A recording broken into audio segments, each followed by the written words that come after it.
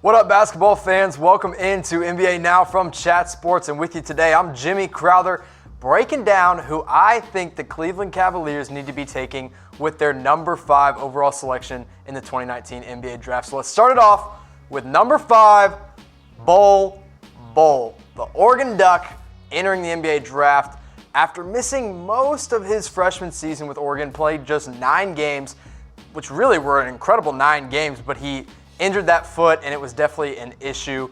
Kept him off the court. He's a great athlete. Obviously, he is a great shooter. He can block shots.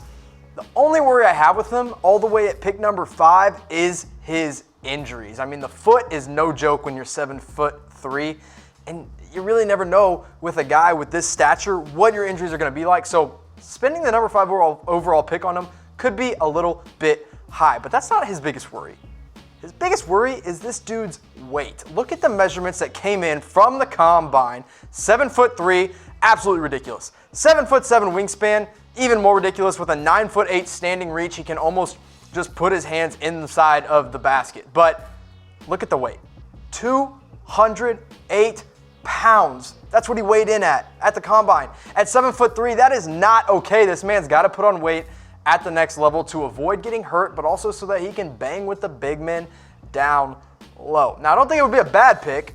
I just think it is a risky pick. I mean, he averaged 21 points per game, 9 rebounds, and 2.7 blocks, but I have an NBA comp for him. I think everybody's kind of already got a comparison ready to go because he is this unicorn-type player. So look at Kristaps Porzingis. Now, we'll put the stats side by side, but you got to put an asterisk by Bol Bol because he did just play in 9 games. But still, 21 points from Bol Bol, 10 rebounds, 3 blocks. And the three-point percentage plus the blocks plus the rebounds is really what makes him a unicorn, along with Kristaps Porzingis shooting at 52% from 3, which, isn't sustainable by any means. But still, it is a good showing of what he could do at the next level with more time. Now, of course, this is against college-age players. Kristaps Porzingis is going against NBA players, and those stats are from his last healthy season. But I want to know what y'all think Bol Bol's ceiling is at the NBA level. Whether you want to give me a ceiling for an NBA player comp like Kristaps Porzingis, or give me a ceiling for points per game, or whatever it may be, put it in the comment section below.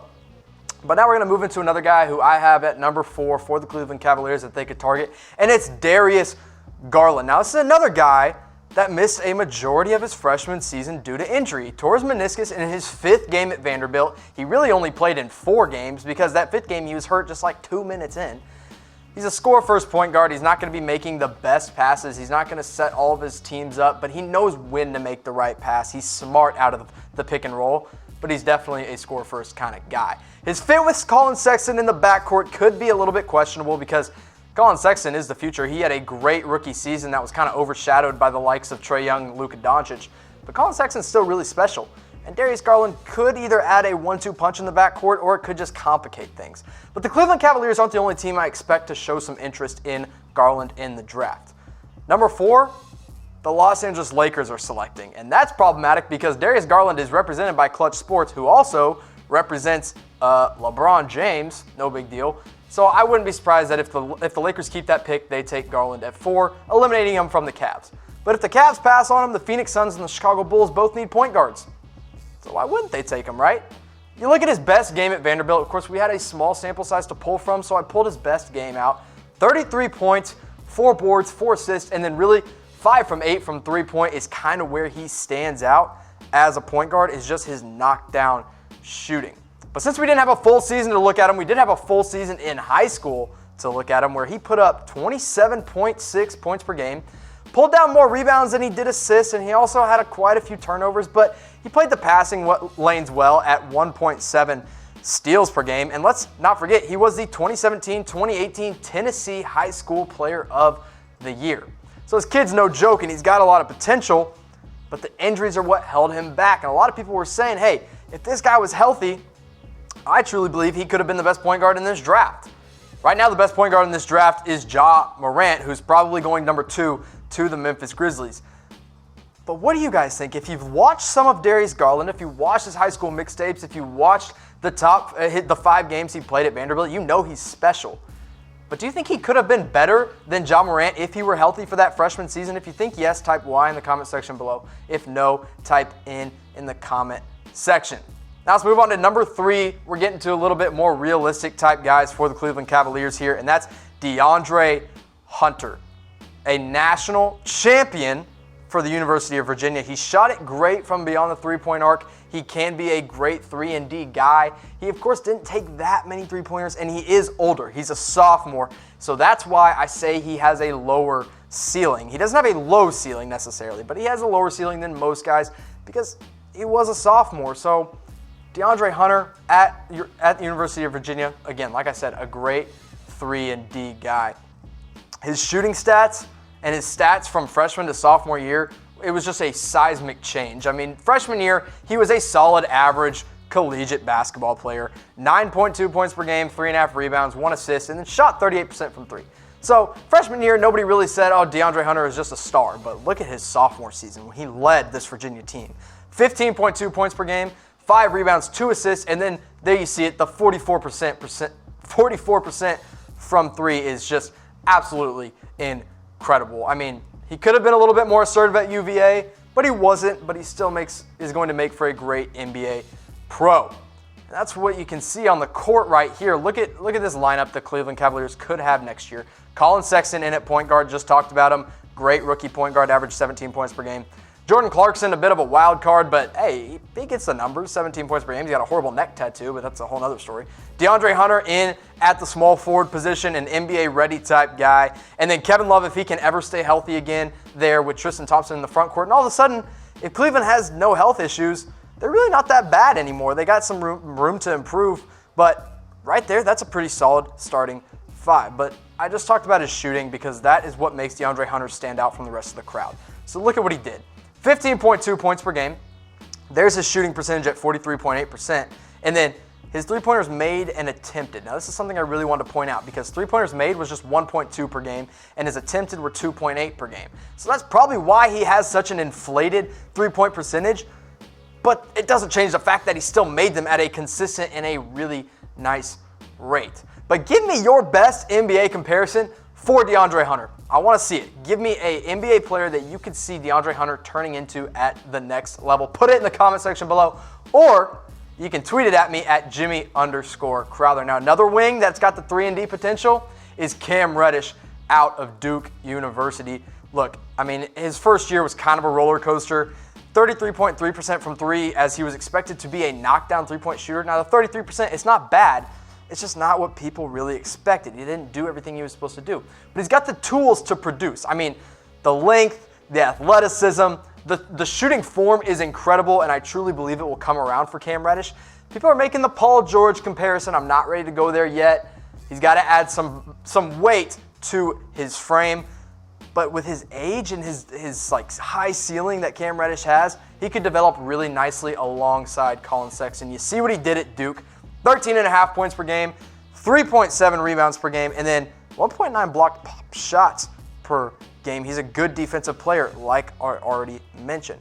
So this starting lineup that Cleveland could have next year, really you just replace DeAndre Hunter with Cam Reddish. And the reason I have Cam Reddish number 2, a little bit above DeAndre Hunter, is because the age makes more sense for the timeline that the Cleveland Cavaliers are on. They're not on a win-now type mode. So you put Cam Reddish in there and let him develop along Collin Sexton, and all of a sudden you have a pretty nice 1-2 punch in Cleveland.